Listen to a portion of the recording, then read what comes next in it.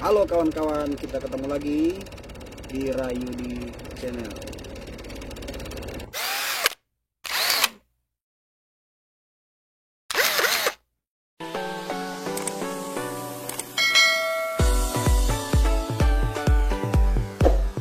Jangan lupa like, komen, subscribe. Halo kawan-kawan, teman-teman, kita ketemu lagi di channel otomotif dan juga elektronik rumah tangga di Rayudi Channel. Nah teman-teman, di kesempatan kali ini saya mau kembali berbagi dengan teman-teman seputar kelistrikan mobil, lampu speedometer atau lampu panel dashboard ya.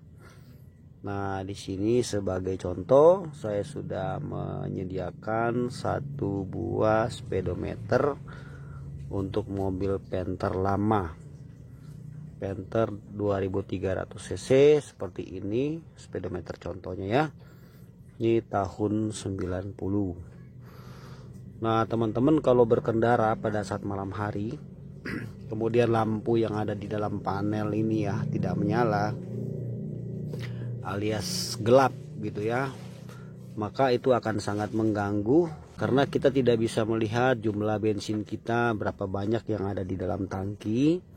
Kita juga tidak bisa melihat jarum temperatur, suhu mesin kita ada di berapa, dan kita juga tidak bisa melihat kecepatan kilometer kita ada di berapa ya teman-teman ya.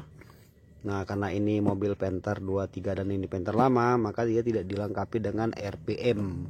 Jadi hanya speedometer, ampere bensin, sama ampere temperatur.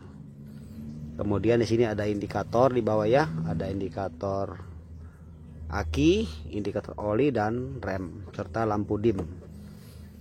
Nah, teman-teman, jadi gimana caranya lampu-lampu ini bisa menyala, itu yang mau saya bahas di kesempatan kali ini, yang mungkin barangkali teman-teman saat ini sedang mengalami sedikit kendala ya, bahwa lampu di speedometer ini enggak terang, redup banget ya, atau memang sama sekali tidak menyala. Nah, saya mau mengulas dulu jalur-jalur kabelnya kemana aja, kenapa sampai dia ini menyala ya lampu ini. Nah, coba kita balik di belakangnya, kita lihat di balik belakang sini ya. Nah, teman-teman coba perhatikan. Nah, di belakang ini nih ada bohlam ya, ada bohlam yang menempel ya. Nah, bohlamnya contohnya seperti ini. Ini coba saya buka. Oh, ini udah gak ada bohlamnya ya teman-teman ya, tapi ini bohlamnya bohlam tancap ya. Ini sudah gak ada bohlamnya. Nah, jadi penerangan yang ada di dalam sini itu melewati bohlam ini ya. Jadi bohlam ini yang memberi penerangan. Tentu saja di sini ada jalur-jalur kabelnya ya, karena lampu atau bohlam ini akan mendapat arus negatif dan positif, kemudian nanti dia akan menyala gitu teman-teman ya. Nah, sedangkan untuk oli dan aki dia menggunakan bohlam yang lebih kecil ya. Ini bohlamnya. Kalau yang ini tadi maaf, saya bohlam contohnya nggak ada, tapi dia lebih besar ya, bohlam tancap ya, lebih besar 12 volt. Nah, jadi teman-teman seumpamanya mengalami hal yang sama ya, misalnya lampu di panel ini semuanya mati ya kan, nggak nyala ya teman-teman, coba cek sikringnya dulu, sikring yang ada di dalam box sikring itu ya, lampu ada yang putus nggak, kita ngeceknya pakai tes pen DC ya,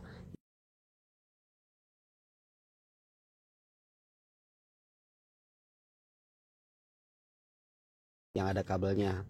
Nah, kemudian kalau memang di situ tidak ada masalah, artinya berarti setrum sudah masuk ke sini ya kan. Nah, kalau setrum sudah masuk ke belakang tapi tetap tidak menyala juga bohlam-bohlam itu, coba periksa jalurnya ya. Nah, ini jalurnya kayak gini kan, ada yang putus nih. Nah, ini karena mungkin sudah kemakan usia seiring berjalannya waktu ya, jadi telah terjadi pemutusan di sini ya. Sudah getas gitu ya.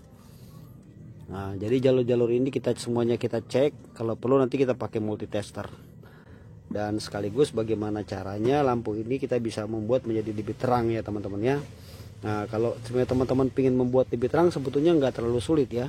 Pengen membuat lebih terang sebetulnya bohlam di sini coba kita ganti baru aja. Kenapa? Karena bohlam di sini itu terkadang sudah ini teman-teman ya, sudah apa ya istilahnya ya, sudah karena saking lamanya ya, dia sudah kotor bohlam itu.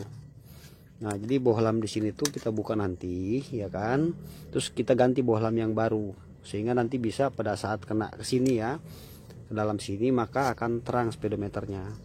Itu kalau dengan catatan karena redup aja ya. Kalau redup kan berarti ini masih menyala, hanya saja bohlamnya sudah nggak bagus, jadi kita perlu ganti bohlamnya. Oke, sekarang saya lanjut untuk membuat skemanya teman-teman ya. Disimak aja video ini, mudah-mudahan bisa sedikit menambah pengetahuan buat teman-teman ya. Sebelum lanjut jangan lupa subscribe ya teman-teman ya channel ini ya. Jangan lupa subscribe, dan juga kalau ada iklan yang pendek jangan lupa ditonton ya. Kalau iklan yang panjang di skip aja, kalau yang pendek tolong ditonton. Nah, dengan demikian teman-teman sudah ikut berpartisipasi untuk perkembangan channel saya ini. Dan saya ucapkan banyak-banyak terima kasih. Nah, teman-teman di sini saya sudah menggambar ya, tapi saya belum menyambung jalur-jalur kabelnya ya. Di sini ada aki, kita pakai aki standar ya, aki yang ada di mobil kita. Misalnya mobil kita itu Suzuki Carry, Mitsubishi SS, Toyota Kijang, L300 atau yang sejenisnya ya. Maka kita akan pakai aki standar ya dengan ukuran 12 volt. Kemudian di sini ada fuse atau sikring. Biasanya fuse ini diletakkan di box sikring ya. Nah, kemudian di sini ada relay. Kemudian ini adalah saklar utama ya. Kemudian ini adalah speedometernya ya. Ini bagian tampak depannya, tampak depan ya. Ini tampak belakang. Nah, di sini nanti kita akan menyambung jalur kabelnya di sini ya teman-teman ya. Nah, kemudian ini adalah lampu kota ya, yang diletakkan di depan mobil sama di belakang mobil sama aja teman-teman ya. Lampu kota atau lampu senja ya, lampu sore hari itu yang putar sekali ya. Oke, sekarang saya akan membuat skemanya seperti ini teman-teman. Nah, yang biru ini ya, ini saya jadikan ground ya, atau kontak body atau masa body. Berarti ini kita sambung sini ya. Nah, ini sudah jadi ground. Oke ya, itu lambang ground ya, masa. Di aki itu kan ada yang masuk langsung ke box sikring, itu kan ada listrik langsung. Selain dari kunci kontak, ada juga yang lewat langsung. Nah, kalau untuk lampu itu kan diputarnya sekali langsung nyala ya, tanpa kita memposisikan kunci kontak on. Jadi kunci kontak off pun kita bisa langsung menyalakan lampu panel ya, atau lampu kecil ya, langsung nyala tanpa kunci kontak on. Jadi dia nyambung ke, anggap saja ini box sikring ya teman-teman ya, karena ini untuk lampu satu ini jadi saya pisahkan aja sikringnya. Nah, jadi dia nyambungnya ke sini nih teman-teman. Ini plusnya ya, dia masuk ke sikring. Nah, ke sini ya. Nah, kemudian dia akan lewatin sikring ya. Tujuannya kalau terjadi sesuatu maka akan putus sikring ini ya, kalau terjadi sesuatu gitu, misalnya koslet atau apa putus gitu ya. Nah, kemudian ini nyambung masuk ke angka 30. Nah, berarti relay ini sudah dapat listrik langsung dari aki lewat sikring. Nah, kemudian dari saklar ini nah, ini sebagai contoh ya teman-teman ya. Nah, saklar ini kalau kita putarkan sekali gini, nah di panel instrumen menyala sekaligus lampu senja menyala ya kalau sekali ya. Kalau dua kali kan lampu besar. Nah, ini lampu putar sekali aja ya. Nah, ini dia nih, yang ini ya, yang ini nih saklarnya ya. Kebetulan saya ada jadi saya bikin contohnya. Nah, di sini tuh dari ujung ini tuh keluar 3 kabel teman-teman ya. Kalau mobil Suzuki Carry, Toyota Kijang atau Zebra atau misalnya Mitsubishi SS, S-Bus dan lain-lain itu di ujung sini nih biasanya nih. Ya, dari ujung ini kan misah dia. Nah, ini tuh di sini tuh keluar 3 kabel ya. Di sini nih ada keluar 3 kabel. Biasanya dia dibungkus dengan dop warna hitam ya, pelindung warna hitam. Nah, 3 kabel itu sambungannya begini nih teman-teman. Yang biru ini terhubung dengan ground ya, langsung masa body ya, sama ini sama ya teman-teman ya. Jadi saya mungkin bikin begini aja untuk groundnya. Nah sini, oke ya, ini udah jadi ground ya. Nah sama ini sama ya, jadi negatif aki ya. Satu negatif aki sudah standby di sini, sudah masuk di saklar. Nah ketika kita memutar satu kali, maka ini akan masuk ke angka 85 nih teman-teman. Ya masuk ke angka 85 ya. Maaf saya lewat sini ya teman-teman ya. Nah ini arus min ya, ini arus min masuk ke angka 85. Nah setelah itu yang 87 ini ya, 87 ini dia akan masuk ke, ini sudah keluar plus ya, berarti dia sudah keluar di sini plus positif ya. Nah akan masuk langsung ke lampu indikator. Nah di belakang speedometer tadi itu kan ada beberapa bohlam ya, lampu ya. Contoh saya bikin contoh di sini 3 aja, 3 lampu. Jadi bohlamnya 3 contoh ya, 1, 2, 3. Nah di bohlam ini kan butuh arus negatif dan positif, baru bohlam ini bisa menyalakan. Dengan demikian instrumen panel pun akan menyala. Saat saklar ini di on, instrumen panel ini akan menyala. Nah jadi dia akan tersambung seperti ini teman-teman. Jadi ini semua digabung jadi satu ya. Yang ini, yang plus ini jadi satu, semua digabung nih. Kesini gabung jadi satu. Nih, ini jalurnya ya, jalurnya. Nah ini terhubung langsung ke sini nih teman-teman. Masuk ke plus. Nah, yang satunya lagi sama. Ini dia paralel semua jadi satu juga. Ini sama ya Pak Bro. Jadi ini ke sini sama. Spidol biru aja. Ini ke sini. Pokoknya yang biru-biru ini min ya. Nyambung ke sini. Nah, ini jadi ground. Jadi min. Nah, sama-sama ini. Nah, dapat min. Nah, jadi pada saat lampu ini kita memposisikan posisi off, maka arus plus ini tidak akan mengalir ya. Artinya bohlam ini tidak akan dapat strum. Maka lampu instrumen panel tidak akan menyala. Tapi saat kita memposisikan saklar pada posisi putar sekali on sekali track gitu ya, maka relay ini akan bekerja cetek sehingga di sini O87 akan keluar listrik positif. Kemudian lampu panel instrumen panel itu akan menyala. Jadi mau berapa banyak pun bohlam yang ada di sini di belakang, mau 5 misalnya, mau 10, bahkan bisa 15 bohlam katakanlah ya. Sama aja kayak gini dia metode penyambungan jalur kabelnya. Jadi kalau yang plus itu digabung jadi satu jalurnya, yang min digabung jadi satu. Intinya bohlam ini harus dapat arus min sama plus baru bisa menyala. Nah setelah lampu ini menyala maka akan memberi pantulan ke dalam speedometer, ke dalam instrumen panel. Maka di dalam tampak dari depan dashboard ini ya, pada saat malam hari maka akan terang di sini teman-teman. Nah di sini saya lupa tadi menjelaskan, tapi sekarang saya akan jelasin di sini ya. Di relay ini kalau untuk mobil-mobil lama ya, relay itu hanya menggunakan kaki 3 atau 3 soket, 3 kabel yang masuk. Jadi satu positifnya langsung, satu dapat dari saklar, satu output masuk ke sini ya. Kalau teman-teman punya mobil-mobil lama ya, itu dia menggunakan relay ini. Contoh seperti Toyota Kijang ya, Super, Rover atau yang lama gitu ya, atau Suzuki Carry sama ya. Ini menggunakan 3 ya di sini ya. Kaki 3 maksudnya.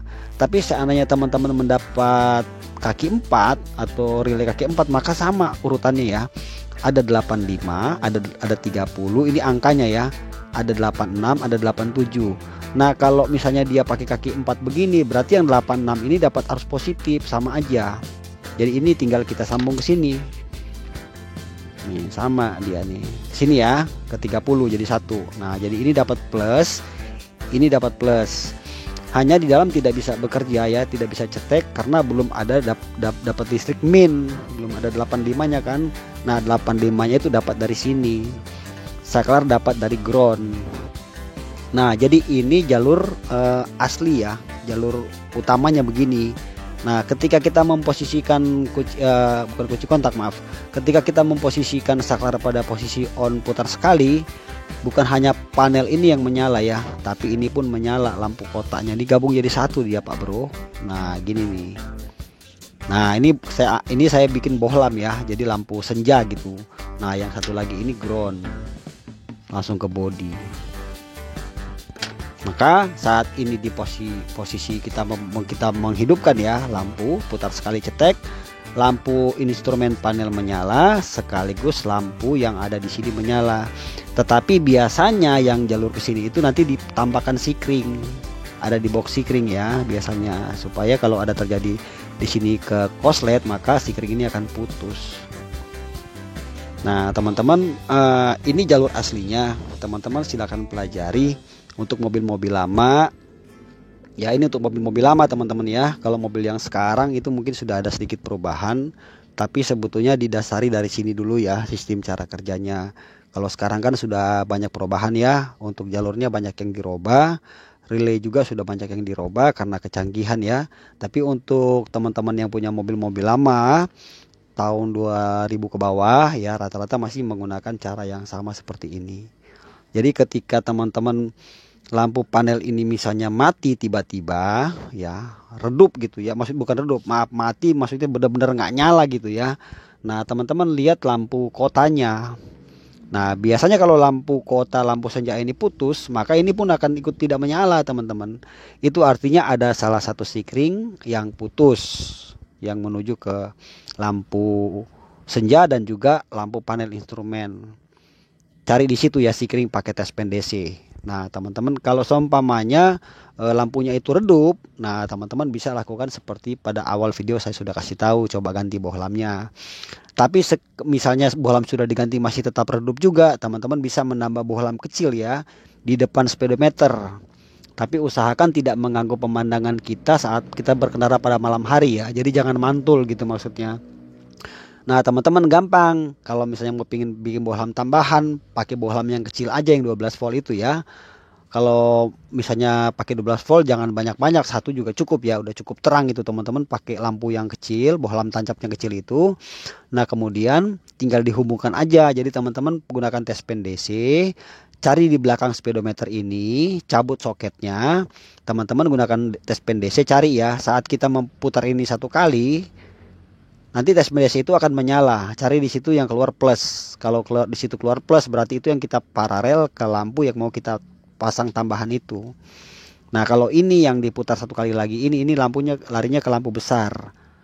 Kalau ini untuk lampu kecilnya sekaligus instrumen panel, yang ini yang besar, yang satu lagi larinya ke lampu besar, lampu utama. Tapi tetap aja dia harus lewatin relay juga, karena kan relay itu juga fungsinya merubah arus ya, dari min bisa menjadi plus.